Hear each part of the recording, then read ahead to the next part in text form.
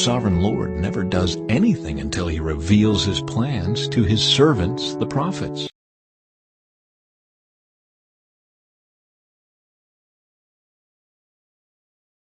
Three, I see great misunderstanding between world powers.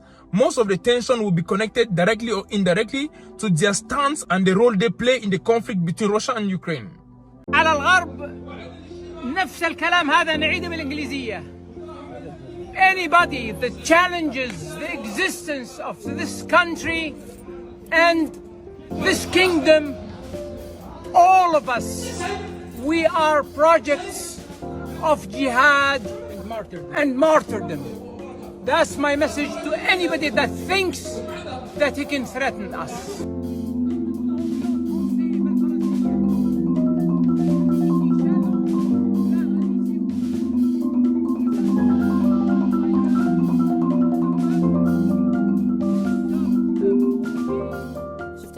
Our next story is about the oil wars, the ongoing spat over oil production, a spat between the US and Saudi Arabia. It has been underway for quite some time, and from the looks of it, it's only set to intensify. Here's why I say this. On Tuesday, Saudi Arabia's energy minister, Prince Abdulaziz bin Salman, issued scathing rebuke of the US, accusing it of manipulating the markets. He did not take any names, but did not leave much to guess either. Let me quote from his statement. People are depleting their emergency stocks and using it as a mechanism to manipulate markets, while its profound purpose was to mitigate shortage of supply. However, it is my profound duty to make it clear to the world that losing emergency stock may become painful in the months to come. What exactly was he referring to? Joe Biden's decision to release strategic fuel reserves. 7 days back, he announced the release of an additional 15 million barrels of oil from the US Strategic Reserve. 15 million. Interestingly, Biden insisted that the move was not politically motivated, that it was not aimed at enhancing his electoral prospects in the midterm polls, but simply aimed at easing the oil shortage and lowering the gas prices. Riyadh does not believe this is the case. It says Washington's move is a desperate bid to build further pressure on the markets and manipulate the prices of oil.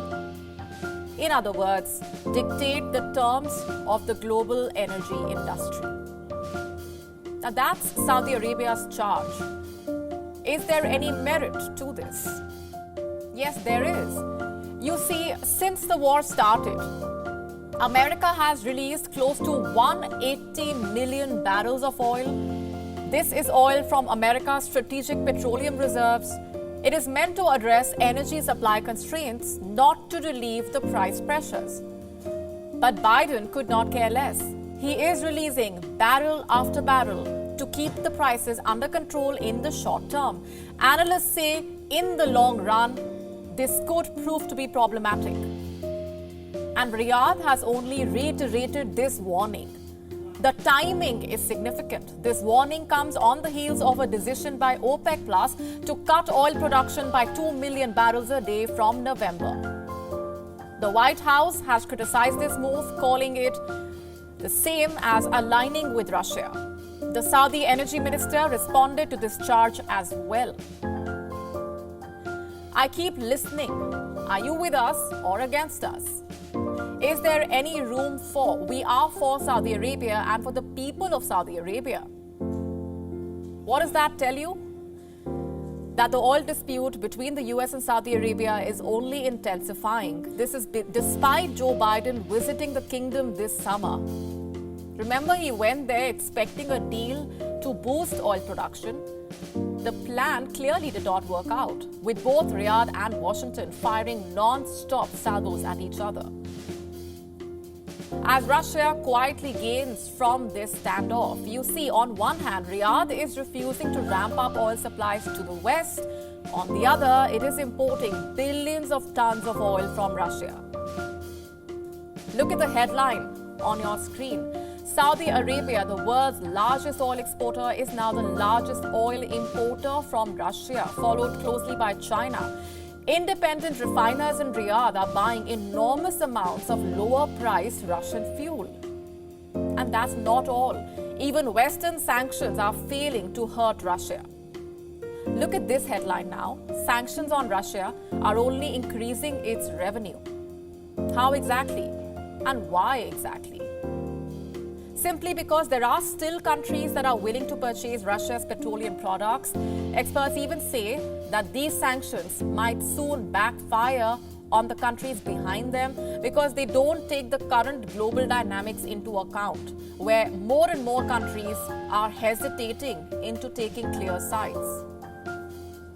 So at the end of the day, America and the West are far from hurting Russia economically.